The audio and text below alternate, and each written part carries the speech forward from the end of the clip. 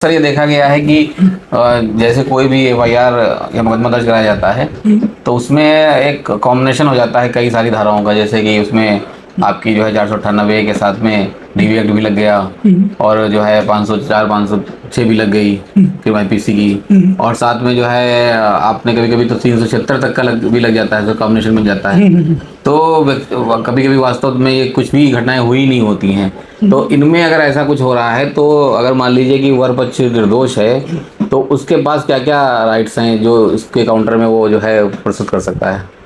जैसे अभी आपने बताया कि एफआईआर गलत तरीके से हो जाती हैं या कई धाराओं में एफआईआर दर्ज हो जाती है, तो कई बार ऐसा होता है कि मामला जेन्युइन भी होता है कि लड़के के द्वारा ये सारी घटनाएं की भी गई होती हैं, और कई बार ऐसा होता है कि ये सारी घटना नहीं घटती है और लेकिन लड़की वाले वसूली के तौर पर या इस बिहार पे लड़के को दबाने के तौर पर इस तरीके के काम करते हैं। जैसे 376 ऐड कर दिया, तो 376 तो आप समझ ही रहे हैं कि अपने आप में एक तरीके से आप रेप में आ गए हैं। ठीक है, तो इसमें घटना लड़की को जाहिर सी बात है दिखाना ही पड़ेगा कि मेरे साथ ये घटना घटी है, ठीक है, तभी एफआईआर दर्ज होगी। तो जाहिर सी बात है वो उससे रिलेटेड कुछ एविडेंस लगाएगी। अगर वो झूठी होगी तो वो उन एविडेंस को प्रेजेंट नहीं कर पाएगी, ठीक है, या उन एविडेंस को शुरुआत के तौर पे तो एफआईआर दर्ज हो जाएगी, लेकिन विवेचना में वो चीज़ झूठी है वो साबित हो जाएगी।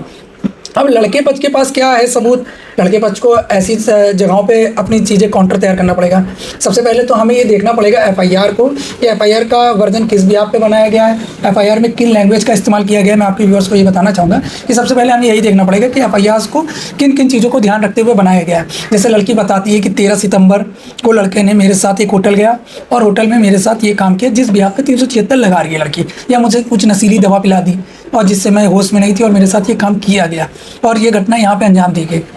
तो लड़के को उस एफआईआर को पढ़ते ही अपना एक किसी एडवोकेट को हायर करके सबसे पहले तो आप वो स्टे लें और उनमें जो एविडेंसेस